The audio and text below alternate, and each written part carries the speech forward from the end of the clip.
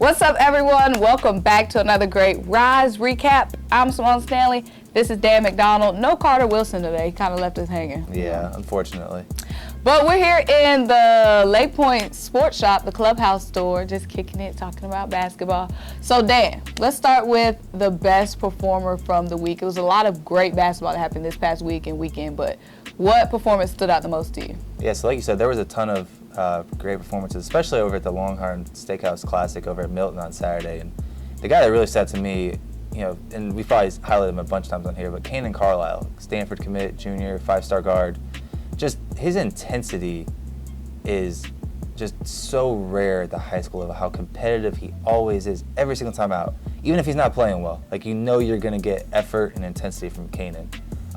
But he's such a dynamic scorer, 3-level scorer, gets after it on defense. I think that's the area where I think he's just so much better than everybody else. Not only is he feisty, aggressive, but he's so quick laterally that he's just a problem for most high school kids to deal with, and just so much fun to watch. And once again, just had a really standout performance against St. Mary's out of Arizona on Saturday night. A problem for defenders. That just sums it up. Yes. Sums up Kanaan. So what matchup overall stood out to you this week? No question in my mind. Best game, best atmosphere I've been to in a while was the Pebblebrook McEachern game on Tuesday night. You knew region rivals, neighborhood rivals almost, 15 minutes apart. You know, two teams that kids know each other, coaches know each other. Coaches actually coached together at Pebblebrook for a couple of years. With George Washington, Tremaine Ankern was his former assistant, just got the job at McEachern this year, doing an awesome job. But just super competitive game, tons of high-level players playing at a really high level. And actually, McEachern jumped on Pebblebrook pretty early. I've never seen Pebblebrook get down that much at home like that. But I think at one point they're down 53-36 in the third quarter. And then, you know, Pebblebrook's senior guards, Kamai Young, Andre Young, and Jordan Brown really stepped up, hit some big shots. And in the fourth quarter, Jay and Simon really took over inside and made some really tough finishes around the rim and just dominated in the paint after kind of having a little quiet game before that. So he actually hit a free throw, I think, inside of 5 seconds left to give him a 1-point lead. But for McEachern, their senior guards, Braden Sparks, Mike Jacobs, were really, really good. Jalen Hilliard had a really good game. It's kind of that, you know, just do-it-all guys, 6'5" forward. And you know, Ace Bailey is kind of a kid who moved into Georgia this year. He's having a monster year, 6'8" kid that just talent-wise, long-term potential. There's just not many kids like him. He's still got room to grow, but you know, he rebounds. He knocked down a 3 there tonight, kind of show off his versatility. So he's going to be a fun one to watch here in Georgia the next few years. So who won? Pebblebrook won. One second. I don't know if I missed it, but yeah, I don't think you said. No, it's Jay and Simon hit a game-winning free throw with about 4 or 5 seconds left. They actually made the first free throw to go up 66-65, if I'm not mistaken.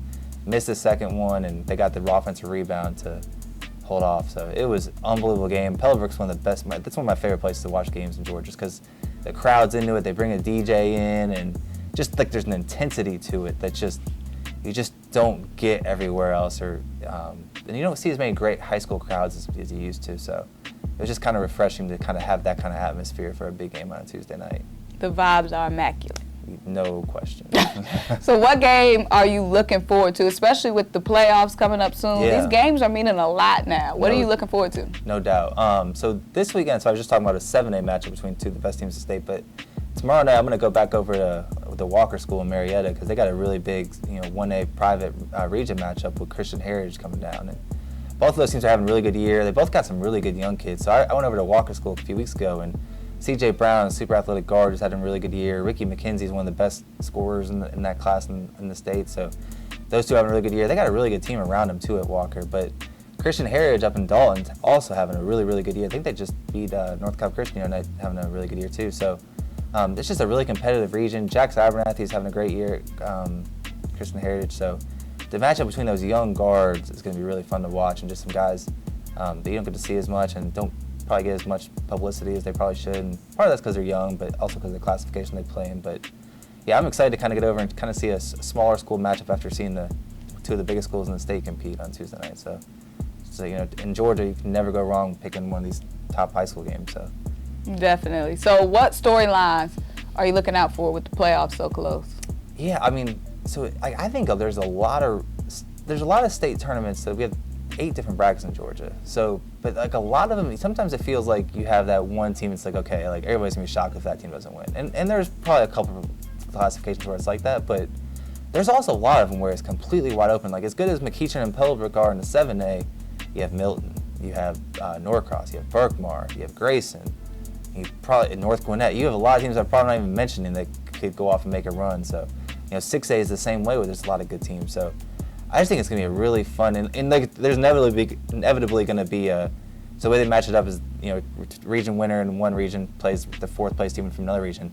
Inevitably, there's going to be a 4 seed that knocks off a 1 seed, and you're like, well, how the heck did that happen? It's just because there's so many good teams, and somebody's probably going to have a bad region tournament showing and end up being a 4 seed that they shouldn't have been. So it's going to be a wild month in Georgia with the state playoffs coming up, and I can't wait, just like every year. It's definitely going to be wild. And, guys, make sure you stay tapped into Ryze Hoops for all the updates, storylines, reactions, everything you need to know. But, guys, I'm Simone Stanley. This is Dan McDonald. We're here with another Ryze recap. Thank you guys so much for tuning in.